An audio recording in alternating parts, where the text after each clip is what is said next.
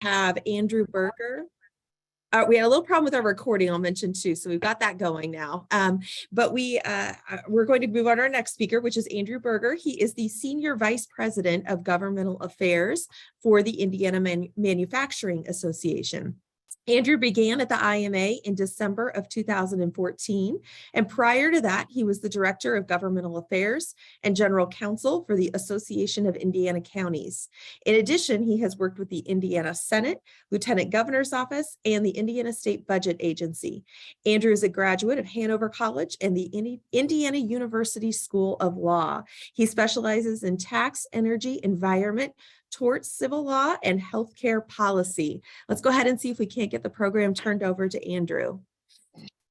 Thank you very much. I probably need to amend that expertise line, and I don't know how, I'm probably losing some of my expertise on at least a few of those at this stage. Let me share my screen here and we can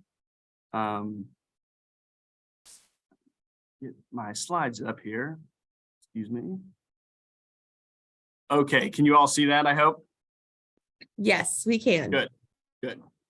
Well, it won't be nearly as interesting, I think, as talking or hearing from the Sports Corporation, unless you're super interested as I am in healthcare prices and taxes. But I really appreciate the invitation from the chamber, and I hope you all find my presentation interesting today. You'll have access to my slides, and of course, if you have any questions, please don't hesitate to reach out to me. I'll put our contact information is at the end of the slideshow too, and I know Kristen has my info. So if you do have any questions or want to follow up and continue the conversation, I'm more than happy to do that. Just a little bit about the IMA. I mean, we were formed in 1901. We're the second oldest manufacturing association in the country, following Illinois, who was founded in 1899, I believe. We have a longevity and expertise level that we really want to protect as an association, keep our standing and our standards high, because that helps us be a good advocate for our membership, which is manufacturing companies all across the state of Indiana. And of course, as you'll see, manufacturing is incredibly important to our state's economy. And here's a good snapshot of that. This is Q2 of 2022 numbers, though it's an annualized number. And you can see that for manufacturing in the state of Indiana, it's by far the driver of the economy. Some of these categories here that are a lot less are combined categories. But of course, you see there on the far right that manufacturing's over $115 billion of economic activity of state GDP in a year. And this is incredibly important because manufacturing is a value creator for the rest of the economy. No other sector has a larger multiplier effect. So not only is the jobs, sales, investment that you see in the red bar there enormous, that economic activity supports a lot of other sectors across the state and a lot of communities in Indiana. If you look at it on a per capita basis, so trying to measure states on a semi-fair basis, just per person, you can see that Indiana is the #1 state per capita for manufacturing activity in the country by a significant margin. You see a lot of the industrial Midwest here as highly ranked, but nothing like Indiana does. And that just shows you the concentration of manufacturing here in the state, as we saw on the previous slide. This is looking at the same data, but in real numbers. And right there with Illinois, Ohio, Pennsylvania, Michigan, you can see we're the smallest of those states in the Midwest, probably the small. I think we're definitely the smallest on this chart. You kind of have to take California and Texas and put them aside because they're such larger economies than Indiana is. But regardless, the value that manufacturing provides to the state of Indiana is really significant and makes our economy stand out compared to not just our neighbors here in the Midwest, but across the country. The employment numbers reflect that information, that value generated for the economy. This is a Q2 number, Bureau of Labor Statistics. Of course, these are all coming from the federal government and these national measurements. So there's a delay. I think the Q3 numbers may have come out just recently. You probably need to dig that out and update it. But it doesn't dramatically change. Over 500,000, close to 550,000. You've seen growth in manufacturing employment, but it's pretty, we're talking 3,000 a month increase if we're lucky, because there aren't enough workers, and I'll talk a little bit more of that. Though you can see here, this number reflects just the production workers. If you work directly for a manufacturing company, but you're in HR or legal, groundskeeping, housekeeping, any of those positions that are not directly related to the production process, you're actually counted in the business service or professional service sector. And so the real number of manufacturing employees is probably well over 600,000 here in the state. And then the wage numbers, this is obviously very important to elected officials, legislators, but more important, of course, to the workers, is that manufacturing pays a very, very, very competitive wage. $1,500 a week in wages, but pair that, of course, with a very high benefit level and a very high take-up level, but all of which are at the very top of any sector in the state. A little bit on the employment gap that we're facing as an overall state economy, but as a manufacturing sector in particular. We have a low unemployment rate in Indiana. Our labor force participation rate is something that's got a lot of discussion around it, because it's the key measure. When you have job openings that you need filled, you've got to find additional workers. So you got to bring people back into the labor force.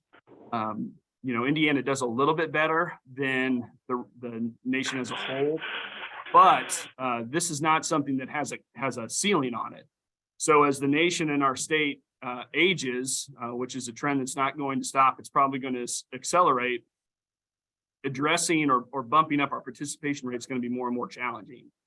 It's not an easy problem to solve, but it's one that a lot of people are trying to solve. You can see here that in December, we had 136,000 plus job openings in the state. That is a real challenge for everybody. You can see too that when you have 136,000 openings, but only 102,000 Hoosiers actively seeking employment, you've got a gap that is not going to be filled, or there's no new crop of people coming in that's going to fill those openings. And there's some issue with finding the investment to get these people back in the workforce, but you have about 90,000 Hoosiers, and these are DWD numbers, by the way, Indiana State Department of Workforce Development. You've got about 90,000 Hoosiers who, if given the right circumstances, would take a job, but they're not really looking for it right now. And that's probably a combination of a lot of things, but the main factors that keep coming up are the cost of childcare. If it's a second income in a household, is the childcare available, and is it cost effective enough that it is able to be paid for with enough additional income to make it worth it for that family? Transportation costs is a separate is another item, but also education level. You probably have a lot of Hoosiers in that 90,000 category who, if they could get a certificate or finish a degree, get their high school degree, they would be able to qualify for jobs at a higher income level that would actually help make it worth the work, basically. So it's not a lack of a desire, it's a lack of the personal math working for a lot of these people. But of course, trying to identify them, they're not in the workforce, they're not claiming unemployment benefits right now. Finding them, getting them the support they need is difficult, and it's probably expensive. So that's again a tough problem to solve. As we talk policy, I'll get a little bit more into that. But things like adult education, complete your degree programs at higher ed, all those I think deserve extra support because focusing in on this category of people is going to take more effort from all the stakeholders involved. And then, of course, as the IMA, we're concerned with the manufacturing sector, and we've got it's actually 32,000 is the most up-to-date number, open manufacturing jobs in Indiana. And the feedback I get over and over again is this is at the entry level where it's just a constant churn of workers that if you can get them to stay a month, 6 weeks, your chance of success of holding on to that worker are pretty good, but that's very difficult right now. All your good workers, and this is all just generalizations, during the pandemic, they got promoted. And as retirements happen due to the aging workforce, those people are moving up in your organization too. It's backfilling those positions at that entry level that's really the biggest challenge. This is a slide that I've always used, and it's updated to June of 2022. So a lot of the inflation we saw in the third quarter, and particularly of this past year, is not captured here. But you can see over the long term, since the turn of the century, where inflation has really hit, and the biggest drivers, the biggest increase are not in consumable goods, not in manufacturing. The stuff that our members sell, those are even less expensive in a lot of cases. It's healthcare and higher ed. That's what's gone up the most in price over the long term. And of course, those are the two key things that you need as a human being. Healthcare is an essential service, and then to raise the status of your family, your household.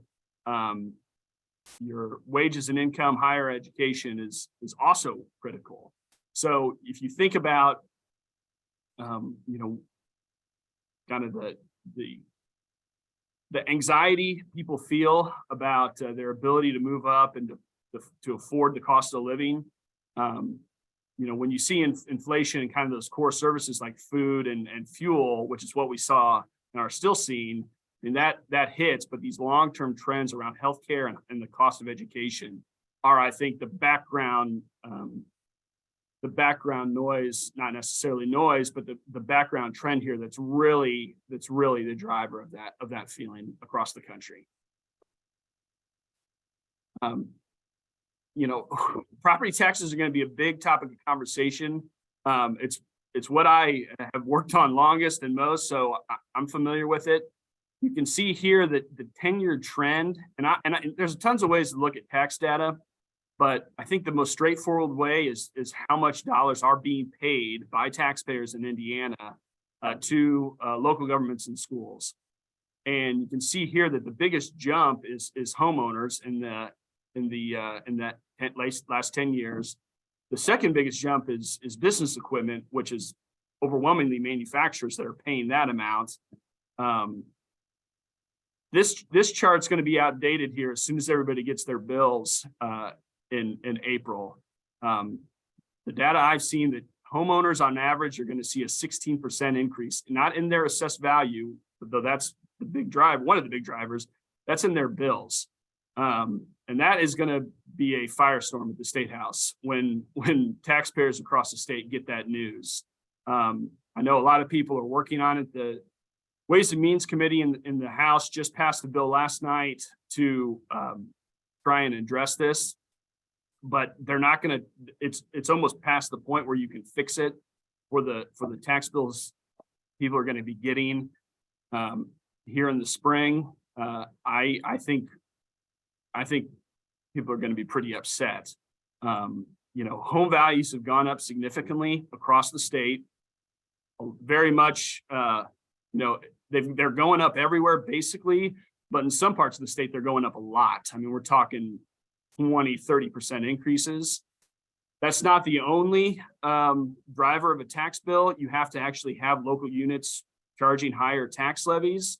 And the biggest levy growth that we've seen, and this is again worse in some places, but it's across the state, is school debt. That has gone up significantly in the last few years. And that's a choice by those districts. But when you combine increasing home values and increasing, tax levies, that's where you get these big jumps in bills. And, how bad it gets on a political basis for people in the state house, I mean, that's to be seen, but a lot of people are expecting some upset voters here when they find out what their impact is. So we'll see. Not great news. And as a business advocacy, business advocacy entity, we worry about tax shifts across these sectors. Business real property, business personal property, those are the taxes my members pay, and efforts to try and reduce homeowner taxes. I mean, you can do it where you can just, cut revenue to local units, but a lot of the levers that pulled ends up shifting the burden to others, which of course, probably imagine we're not thrilled about. Just a quick change of pace. You can see, some of the major IEDC announcements they did this summer, and these are manufacturing projects, very good projects, but the state is really committed to getting these large projects. And like I said before, the overall impact on the community, not just for that, site or that project, but the suppliers that come along with that is really key. You see here with Stellantis and Kokomo and GM and Marion, that's converting combustion production, combustion engines, combustion car parts to electric vehicles. And then the Skywater project in West Lafayette, that's a chip maker. So you can see here, we're, manufacturing is transitioning as it always does to stay competitive in a global market. There's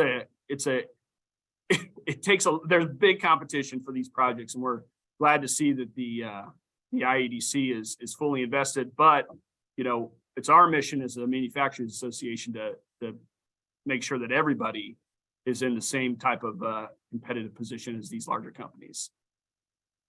Final topic I'm going to touch on is healthcare. It's a real priority for the IMA. We've had a lot of data on healthcare costs and the price of hospitals in the state of Indiana, which we measure based off of what that individual facility gets from Medicare for the same service. And you see here that on average across the state, we have the 7th highest hospital prices overall. It's the 4th highest in the country facility prices. And these are not adjusted for the cost of living. We should be in the bottom half because that's where we rank on the cost of everything else. But we have the 4th lowest professional fees. So the way I describe healthcare, it's like squeezing a balloon. If you squeeze the money so much in one area, somebody's going to take a hit. And what's happened is the cost of the hospital itself is so high in Indiana that through negotiations, our professional reimbursement fees have gone way down. So the money, it's not going to the employees. I include some wage numbers there. This is across all positions. The hospitals are pay less than what manufacturing does. And of course, a lot of other healthcare entities are even lower than that. The only healthcare facility or setting that is higher wage than manufacturing is the doctor's office itself, which I don't think is surprising. What's the profitability of some of these entities? This is, again, state averages. You can see here that our neighbors, and the way this is calculated is how much money do they make when a patient is discharged. Ohio is the only one that's close. Indiana hospitals are by far the most profitable in the Midwest, and of course, well above the national average. 2 examples here, and this is again how much profit they make per patient discharge. The highest hospital of all sizes is Parkview Orthopedic in Fort Wayne. The highest of the large facilities over 100 bed is the St. Vincent Heart Hospital in Indianapolis. So nothing in Terre Haute. Congratulations, but that's not to say there aren't expensive hospitals all over, because that is certainly the case. And then you can see here, one of the destinations I could say of that money is in large cash balances. and investment accounts. You can see here Ascension Health, which is a national number. So I would set that aside a little bit, even though they have a huge presence in Indiana. Indiana University Health is the real standout, that they have 10 billion in reserves. Franciscan Health, 4, Community Health Network, combined with the Community Health Systems, 2 affiliated entities, net about $1 billion in reserves, and then Parkview Health is 2 billion. This was at the end of 2021. Just recently, the Community Health System CEO testified that his entity has 260 days of cash reserves. They could operate on 0 revenue for 260 days. The state of Indiana's number is 85 days. So it just shows you how secure they are in their finances, which of course means that they can, in a lot of cases, can afford to reduce their prices, which would help employers and employees, which is our priority, because there's such a large disparity. You're a company that has operations in Indiana and in other parts of the US, you can see on your books the premium you have to pay to have an employee and insure them for healthcare in Indiana, just because of the higher prices they're charged by the providers here. And that's one of the issues we're trying to address.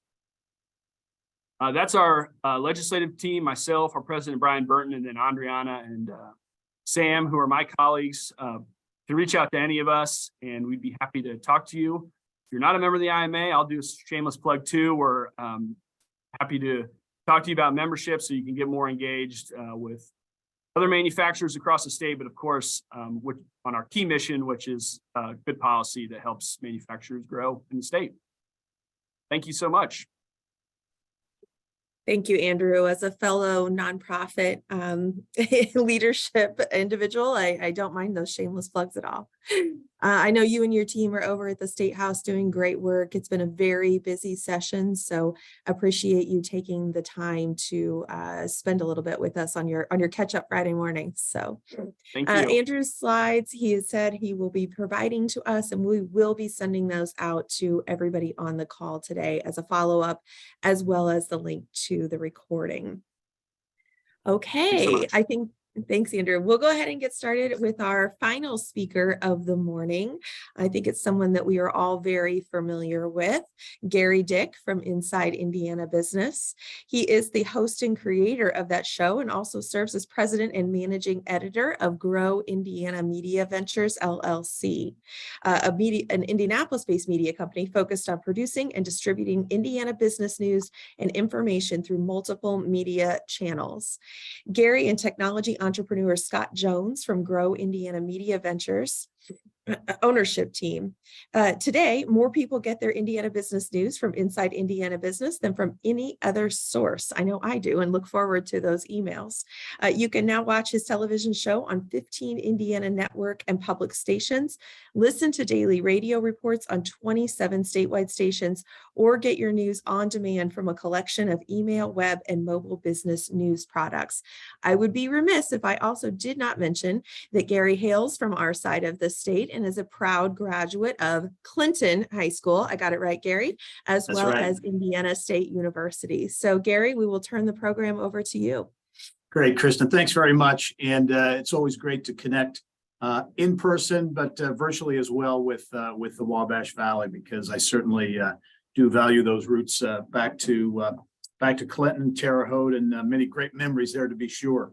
I would mention, by way of update, that 1 year ago, actually, my company was acquired by IBJ Media. So now Inside Indiana Business remains our brand, our show, all the things we do, but now under a new ownership structure that we're really excited about. And one of the things that makes us so excited is the ability to get out around the state and to do more around Indiana. We have Engage Indiana events that we'll be doing in 7 markets, including, importantly, Terre Haute this year. We'll be making a visit there, so we're looking forward to that.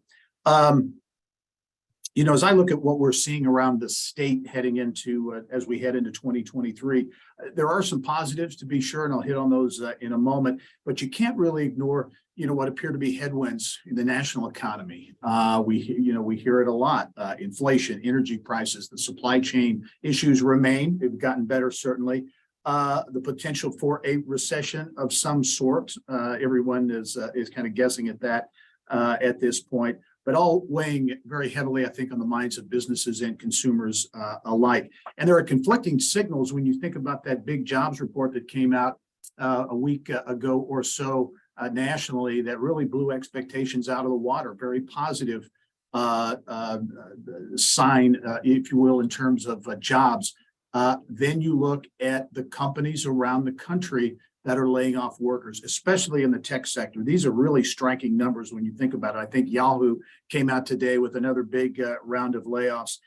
You look at Amazon, Twitter, Netflix, Google, Salesforce, which has implications here in Indiana, to be sure, with a major Midwest operation here in Indianapolis. There hasn't been a lot of talk about that, but that is affecting. I know I've talked to a number of people kind of on the inside at Salesforce, and those cutbacks will affect certainly Indiana, to be sure. If you look at the numbers just in the tech sector alone, since the beginning of the year, and we're just a little more than a month into 2023, 300 tech companies have announced job cuts totaling almost 100,000 around the country. So that's, one of those dark clouds out there and question marks as we head into 2023. Another issue that continues to be top of mind for businesses in every corner of the state, and certainly Andrew touched on this, is workforce.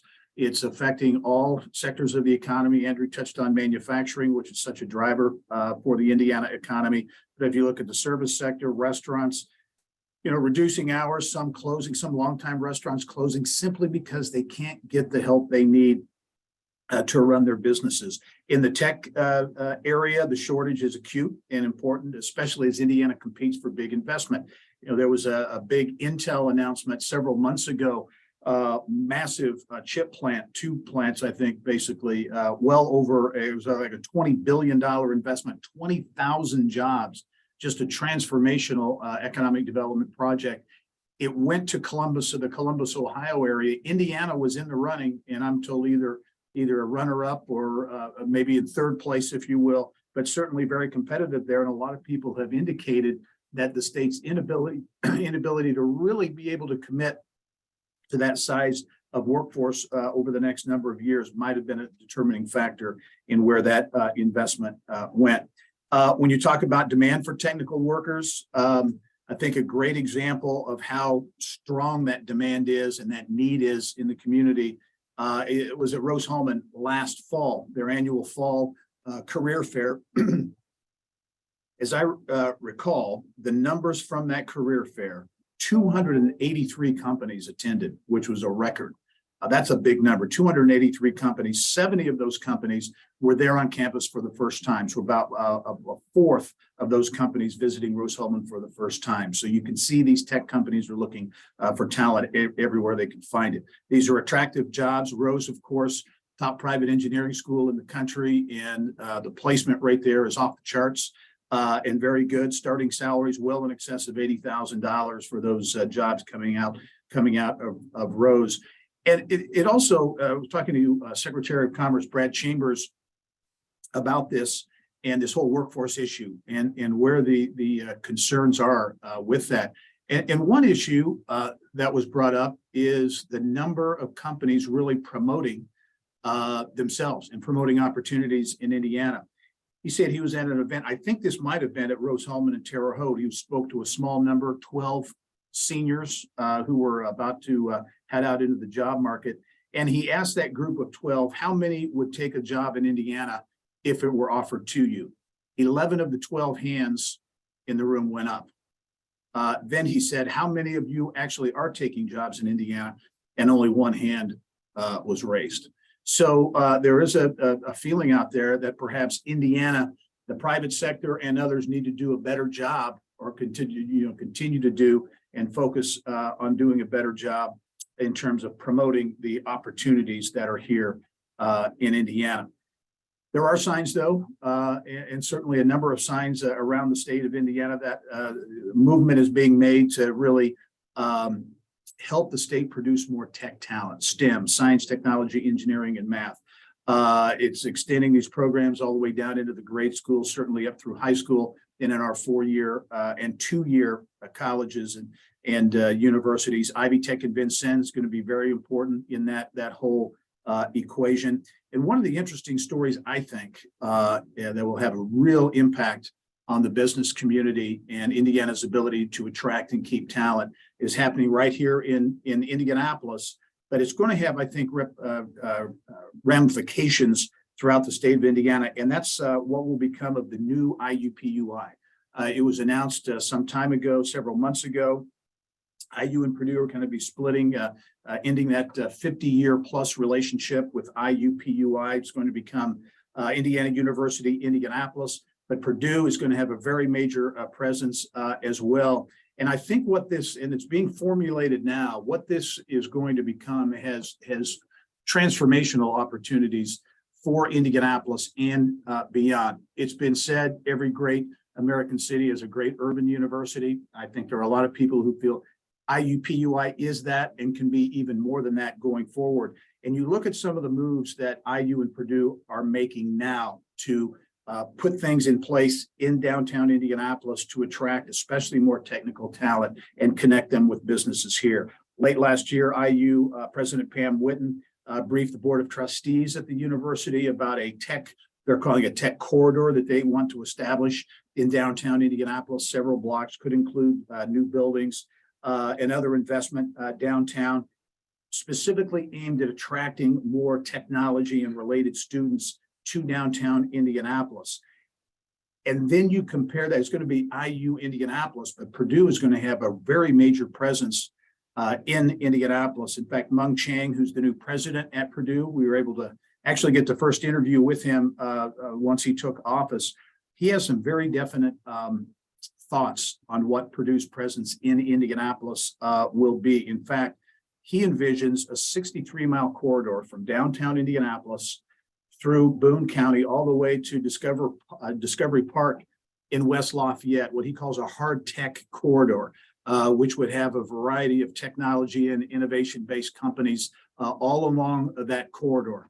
And, think Silicon Valley and Research Triangle Park and some of these hot areas around the country. He really believes that can happen in Indianapolis and central Indiana. So I think it will be interesting to watch how that plays out. I know there's a lot of talk going on behind the scenes in terms of how that will look and how that will play out. Probably a little politics involved too in terms of Purdue and IU and competing for how that will play out. But watch that one as we go forward. Indiana is grabbing its share of investment in a couple of growth areas that are going to be, I think, for the next number of years, really important. Microelectronics, computer chips that run our lives basically, from cell phones to our coffee makers. I mean, they're everywhere. We saw what happened in the supply chain when that supply chain broke down and the dependence on other places like China for that production. The other area that's going to be a big focus, will continue to be a big focus for the state, is the electrification of the auto industry. Andrew touched on that as well, and the big investment being made here in the state. The CHIPS Act was signed into law in August, basically providing incentives to bring manufacturing back to the United States when it comes to microelectronics, computer chips. Part of the CHIPS Act is to create these so-called tech hubs that would be a number of them around the United States. And importantly, not necessarily in these traditional high-tech areas like Silicon Valley and the Northeast and those types of areas, but areas maybe that you would call them underserved when it comes to technology and innovation. And there's a real feeling that Indiana can certainly be one of those tech hubs. And with that would come potentially billions of dollars in investment and jobs. We're already seeing some of that investment. And one of the reasons why people think that this tech hub can happen here, Skywater Technology, a $1.8 billion investment for a microelectronics manufacturing research and development facility basically at Purdue, 750 jobs there. MediaTek is a South Korean company. The first chip design center that they are partnering with an American university is with Purdue, another major investment there. I think maybe 2 months ago in southern Indiana, not very far really from the Wabash Valley, ground was broken on an $84 million semiconductor campus at the Westgate at Crane Technology Park. 4 semiconductor companies there, committing to $300 million in investment and more than 500 jobs. And I'm told that Indiana right now is a finalist in maybe 2 to 3 additional big projects related to computer chips and microelectronics. So again, it gets back to the whole talent thing. If we don't have the talent to fuel these investments, they're not going to come here. Electric vehicle is going to continue to be a big driver of investment in jobs in our state. Indiana is, certainly a manufacturing state, to be sure. We make things in a different way now, advanced manufacturing using, innovation and technology to do it. But look at where the investment is going. There's a lot more that's going to be out there where the investment is going when it comes to the electrification of the auto industry. Stellantis, Samsung SDI, $2.5 billion going into really reworking and building some operations in Kokomo, 1,400 jobs there. I'm told that's just the start. It's for EV batteries as they transform transmission plants there as well. GM has announced, again, a $45 million expansion in Bedford, which a lot of people thought that plant may be history, may be going by the wayside, but it's got new life now with this investment in electric vehicles. A joint venture, General Motors and LG Energy Solution, that was targeted for Northern Indiana. South Bend, Ultium Cells is the name of the joint venture, $2 billion, 1,600 jobs.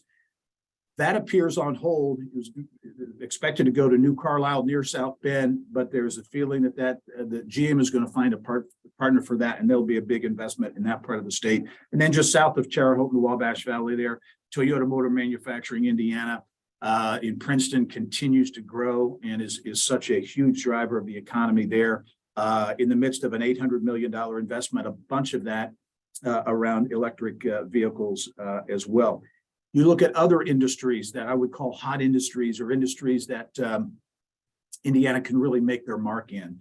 Animal health, Elanco Animal Health has broken ground on its new corporate campus in downtown Indianapolis along the White River. The old GM stamping plant will be a sprawling campus and really big for Elanco in terms of attracting and keeping talent, but I think big for Indianapolis as well to have a place like that will be on the west side of the White River, be connected to downtown Indianapolis, connected to White River State Park, IUPUI, 16 Tech, and all the assets in that area as well.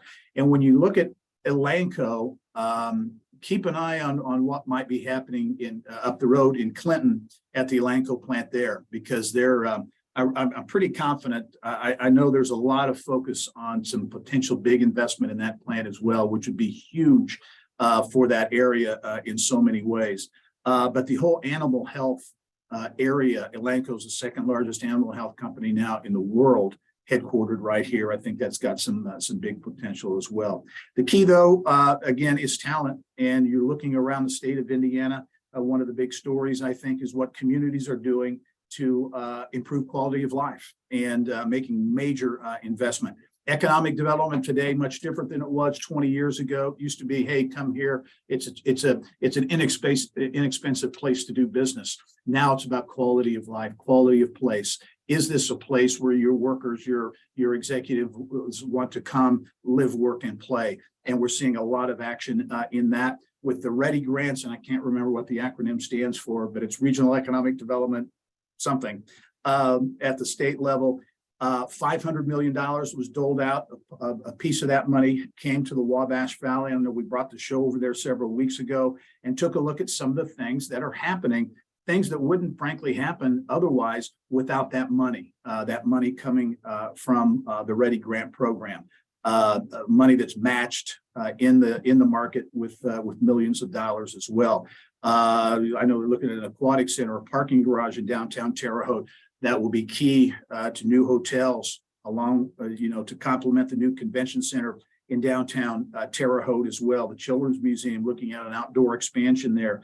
And what I think is a really cool example of READY money going to work in Terre Haute is the old Holman and Company building being transformed into this kind of one-stop business hub, if you will. I think the Chamber and Launch Terre Haute, redevelopment, economic development, having all those resources in one location there in Terre Haute in a historic building, I think will be exciting for the business community, but I think for downtown Terre Haute as well. If you look around the state, these ready projects are being used in a variety of ways. Here in Indianapolis, there's a lot of focus on the White River and making that more usable in a number of ways for quality of life projects. They're doing that in Fort Wayne in a big way, tens of millions of dollars going into that as well.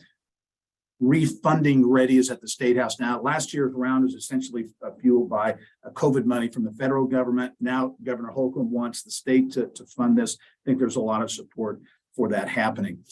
Quickly, as we take a whip around the state, kind of the big stories we're seeing around Indiana from a business standpoint. I think in Northeast Indiana, Fort Wayne's emergence as a leading Midwest center really is a big story in that part of the state. It's the fastest growing metro area in the Great Lakes. If you haven't been to Fort Wayne for a while, you'd be surprised, I think, at what is happening there. Their downtown is on fire. Hundreds of millions of dollars in investment in their downtown. The latest big project, which is just now beginning to open up, is Electric Works, which is a live, work, play development in the old General Electric facilities, multiple facilities there for many years. It's sat vacant for a long time. It's now really coming to life in Fort Wayne. South Bend in northern Indiana, job growth in the RV sector. It's cyclical, but is going to continue to be an important part of the economy there. Notre Dame's participation in the regional and state economies continues to be a big factor on the plus side for Indiana. In Northwest Indiana, keep an eye up there because transformational projects, the extension of the South Shore Rail Line, the double tracking project on the South Shore up there, it's been talked about literally for decades. I think maybe 40 or 50 years. It's underway now, a couple of $2 billion in investment to improve the transportation there and the access to downtown Chicago. They're making the case, hey, you work in downtown Chicago, why live in the suburbs of Chicago? Come over to Indiana and you can have a better tax environment, quality of life, all those kinds of things, and get to work maybe even quicker because of these improvements that will ultimately happen. Southwest Indiana, big focus in Evansville continues to be on the IU Med Center, the Stone Family Center for Health Sciences downtown. Big companies like Berry Global and Toyota continue to drive that region. Southeast Indiana, distribution and logistics, the Ohio River Bridges Project, 2 new bridges across the Ohio River are really fueling a lot of growth in that area as well. And I'll just end on, since Patrick kicked us off there, I think the business of sports, it's so important for Indianapolis, but for our state as well. And if you look, and Patrick ticked off a number of these big events coming up, but if you look at some of these other events that have happened over the last number of years, not events, but investments, big headquarters deals, Andretti Global motorsports company, new headquarters in Fishers. I can't remember the dollar now. It was in the tens of millions of dollars, 500 jobs there. Rahal Letterman Landing and Racing, new headquarters in Zionsville. Graham Rahal, $20 million, new headquarters there. McLaren Racing, new facility in Whitestown. What Roger Penske is doing at the Indianapolis Motor Speedway, $200 million. That's going to go up in a big way. It will be interesting to see what happens there.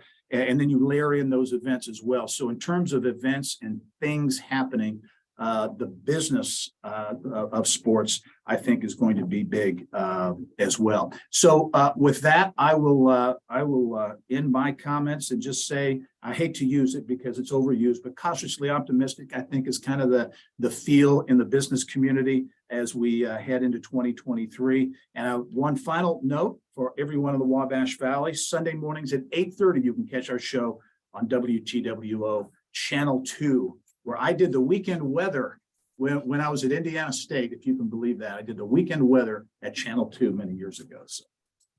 I did not know that. Maybe we can get you back for a guest spot some weekend. Okay, I like it. I like it. Gary, thank you. And thank you for highlighting so many of the great things we have happening here in West Central Indiana. Of course, the Ready funds have been, a huge part of what's happened, especially in the past, year, 6 months. Looking at that Ready Round 2 is a huge opportunity. And you also spoke about quality of place, and just a little bit of a shameless plug. That's something that Terre Haute, Vigo County, we've really invested in over the past few years, and ensuring that we have those amenities and have those plans in place to make sure we are attracting and retaining our talent. So again, thank you for hitting on all of those. Yeah, and I'll tell you just one quick thing. I think the more positive things like that happen, the more of those things happen. People begin to believe that they can happen. In Terre Haute, you go to the Children's Museum. We actually visited there. That was very cool. And what their plans are with the Ready funds and doing the outdoor deal and that kind of thing. I think it builds a momentum and a psyche or a mindset that I think can be positive. Yeah, absolutely. We're seeing a lot of that. I'm an overly optimistic person, but I feel like we are on the precipice of really great things, and our community is really moving forward. So thank you for all you do to be a part of that. We did have a question that came in kind of to all of our presenters, if we still have everybody, is, 'tis the season. What can our legislative assembly be doing right now to help support any and all of these efforts that are happening right now, especially Patrick, from the sports lane, as you pursue that sports business piece of it? Certainly the IMA is involved with the legislature and everything. Gary hit on so many subjects. What should we as a community, as a state, really be pushing for right now? Any of you want to tackle that first? I'll just start, and this is just very high level, 50,000-foot view. But I think things like the Ready funding. I mean, I think the proof has been in the pudding with that program and what it's resulted in, and to approve that funding to get money to not just Indianapolis or Fort Wayne, but to the entire state and smaller communities who otherwise wouldn't be able to do it. And those funds, I can't remember what the numbers. It's exponentially higher in terms of the overall investment in the community when the private sector gets involved. So I think that's a difference maker. I think so. Quality of life related kinds of things. The other thing I would mention is in terms of incentives, and I know you got to be careful in that regard, but in terms of to attract innovation-based companies, technology-based companies, companies of the future that we want to keep here, but also attract here. If there are ways to look at tax structure, whatever it might be, to make that make us competitive, at least competitive with other states. Yeah. Absolutely. Thank you for hitting on Ready. One thing we're especially watching is to make sure that the big piece of what you said, it's distributed equally throughout the state. Then some of our smaller regions like us, Right. Make sure we get our fair share of that. Patrick, anything you want to add from the sports side? I would say that I think the investment that as we look forward to the vision, that 2050 vision I talked about, and to stay at the top of that ecosystem, I think the important thing there for us is those continuing investments in businesses that Gary talked about, Ready grants and things like that. We are working closely with IEDC on sports tech to be attracting those businesses. So that is something that I think for us to have those type of programs in place that sports businesses can capitalize on that in the tech space is really important. And then we watch very closely I think it was a great comment about the job talent piece. We see ourselves as helping in that form, that these events create a great place for people to live. And so anything that the legislature can do to continue to help Hoosiers live in the state, then that helps with the events and the engagements, but then it also allows us to have that impact with those Hoosiers to make this the great place to live because they're excited about the events that we have. So, we are optimistic that those programs will continue, and we're right now just kind of monitoring, and we don't really have any specific asks right now. Thank you. And I don't think Andrew is still on, but I think we all know that the Indiana Manufacturers Association is heavily engaged in the legislative session and following a lot of things very closely, especially as Patrick mentioned, those things related to overall labor force participation. So, all right. I don't see any other questions in the chat. So with that, I'm going to close it out a little bit. I'm going to throw our sponsors back up on the screen. Again, thank you to the Hometown Savings Bank for their continued support, along with the others listed on the screen today as well. A few shameless plugs from the chamber. One thing, we are posting about today's event on our social media accounts, both Facebook, Twitter, and probably Instagram as well. So feel free to go on there and share some of the great information that you've heard today. As Gary has so keenly mentioned, sharing that positivity is what really is helping us move our region forward. So please continue to do that. We have our annual Women's Conference event scheduled for March 17th. Registration just opened for that. That is usually a sellout crowd, so please go ahead and get your registration in early for that wonderful event. Reminder, our Black Business Alliance that was formed last year is meeting a couple times a month. There's more information on our website about that as well. So we have several seminars coming up, ranging on topics from cybersecurity to small business owner burnout and the all-important retaining your employees. So please be checking our website for that information as well. I think that's all we have today. Again, I want to give a big thanks to all of our sponsors for their support, and especially our speakers for taking the time out of their busy schedule to be here today. So thank you all. Thank you. Enjoyed it.